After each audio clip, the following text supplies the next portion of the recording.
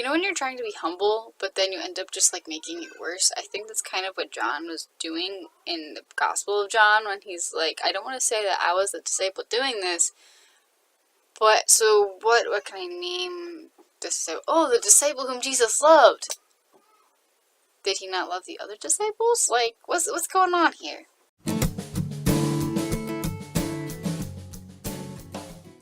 Welcome to Holy Week. I'm actually posting something. That's okay, whatever. I'm not gonna dwell on it. We're not gonna dwell on it. So it's Holy Week, right? The holiest week of the year. Why do you think it's called Holy Week? No other week that I know of is called Holy Week. At least in my world, the Catholic world. I could be just ignorant. But, like, if this is Holy Week, we should, like, want to enter fully into it. And my dad has said before, it's like, you only have so many Holy Weeks in your life. You know, you live to your 85, that's still only, like, 85 Holy Weeks. Okay, got it. So we want to make the most out of it, right?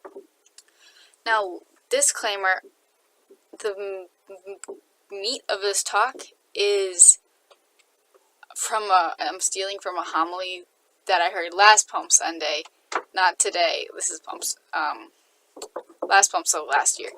And it struck me, and I loved what the priest said. He was a visiting priest. I mean, I kind of knew him, but I just loved what he said. And I don't remember, like, the bulk of it, but I remember, like, the essence of what he was talking about. And his theme, the string, the thesis that was running throughout his talk was be the beloved homily, was be the beloved disciple this Holy Week. Now, but what does that mean? You know, the beloved disciple, you know, is John. He's the youngest disciple. He's the one that was, he was at the foot of the cross. He had all the, like, throughout the Gospels, he's like one of the core guys, one of the special guys in the inner circle with Peter and James.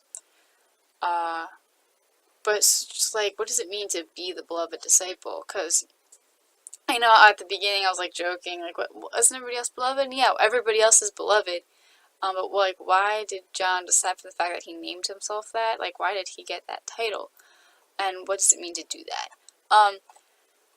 And so the priest had four points that kind of hit on specific days throughout the next week, because, you know, it's Holy Week, then we're gonna hit the Triduum, Holy Thursday, Good Friday, Holy Saturday, and then we hit Easter, the big one.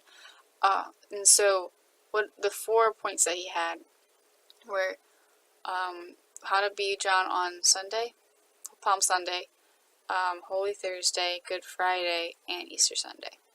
So how to be John in that time. So we're going to start Palm Sunday. How do you be John on Palm Sunday? So this requires a little bit of background. The Jews, they were, like, kind of really attached to their land, I guess, and basically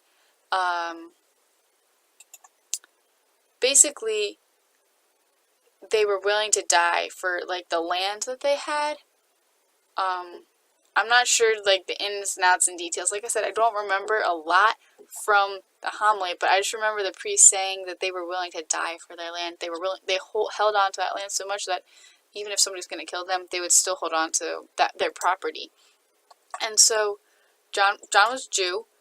The priest said, you know, hold on to Jesus like the Jews held on to their property. Hold on to him so much that you're willing to die before you let go of him. Just hold on to Jesus. Just stick by his side all the time.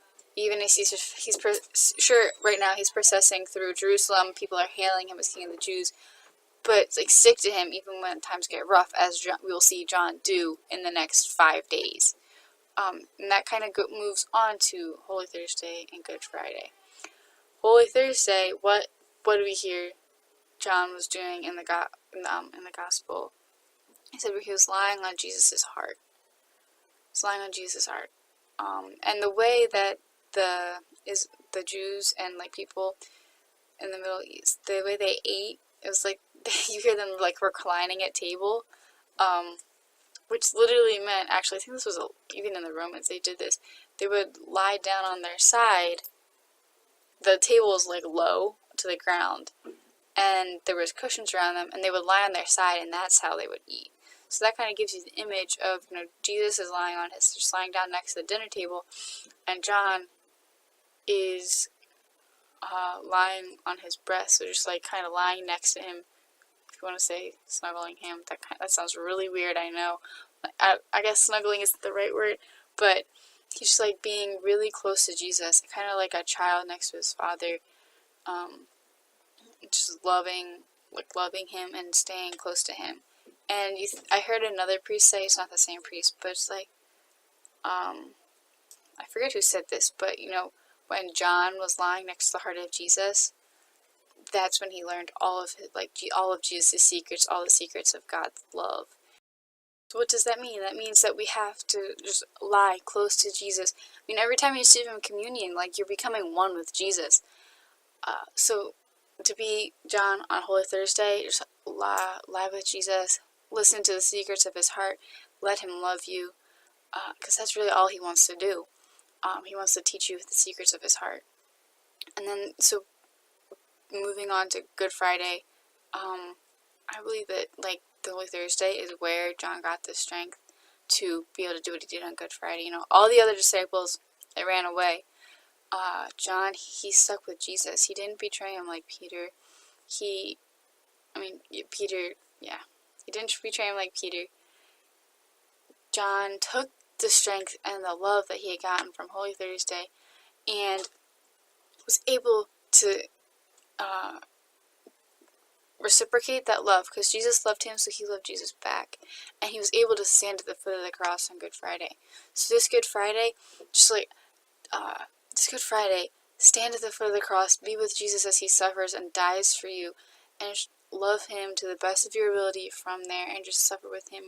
John was the only the only apostle that didn't get martyred, because, and I've heard the people say, look, he didn't get martyred because he went through his martyrdom on Good Friday, when he stood there with Jesus and suffered with Jesus.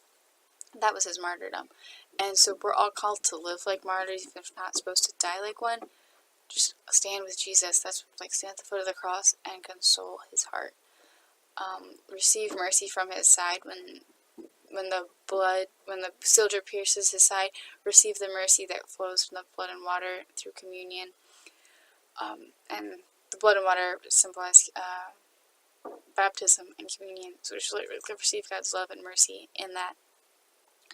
And then, the last one, Easter Sunday. Like, what exactly does that mean?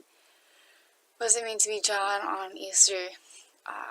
You hear the women, they went to the tomb, and then they came back and told the apostles, and they were kind of like, what are you talking about? Kind of sketchy. But John and Peter, like, okay, we gotta at least go check this out, see what they're saying is true, because women weren't respected and trusted very much in biblical times.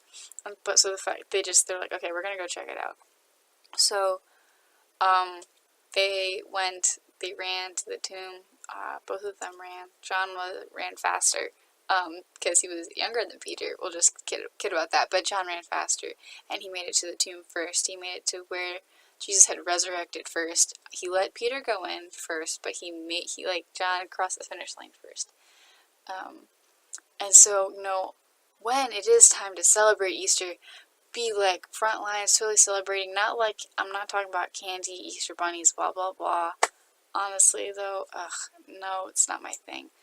Because the resurrection is not about chicks and bunnies and blah blah. No, Easter's about Jesus. So when it is Easter, celebrate it. Go out all celebrate, but just think about why you're celebrating, and how much you can reflect what the actual meaning of Easter is, rather than just eating chocolate all day, which I will do. I will be eating chocolate all day, unashamedly, but just the whole, I love chocolate, but the whole secularization of Easter drives me insane. So just never forget why you're celebrating, and be the first one to tell everybody, hey, we're actually celebrating because of this, depending on who your family is and stuff like that. I don't know, be the first one up to pray extra or something like that. Just be the first one to reach to the tomb and celebrate the fact that Jesus is risen from the dead. Enter into Holy Week. My prayer has been, Lord, help me experience, be there when all these things for Holy Week are happening. Lord, help me to be there in Jerusalem when people are crying out Hosanna in the highest. Help me to be there on at the Last Supper when when you're giving us your body and blood, instituting the Eucharist, the source and summit of the faith. Help me to be with experience what it was like in the Garden of Eden when you're suffering and accepting God's will, and the disciples are scared and confused and sleepy but running away. Help me to experience what it's like kneeling at the foot of the cross, seeing you pour out your body, pour out every last drop of your blood for love of us. Let me experience what that confusion and fear and desolation is like on Holy Saturday, when nobody's really sure what's going on because they thought Jesus was the Savior, but then He's dead. And then help me experience the joy of the resurrection, when I finally realized, wait, Jesus is alive and He is the one, and He just pulled off the coolest thing ever. And He's God, so what the heck? But I mean, that's what Holy Week is. It's an experience what happened 2,000 years ago. Because remembering something in the Jewish tradition is bringing it back to life here and now. It's not just remembering, do this in memory of me. It's bringing back what actually happened. Do that, because experiencing the cross and resurrection is what's going to make you a great saint. So on that note, get holy and have fun doing it. But remember, it's Holy Week.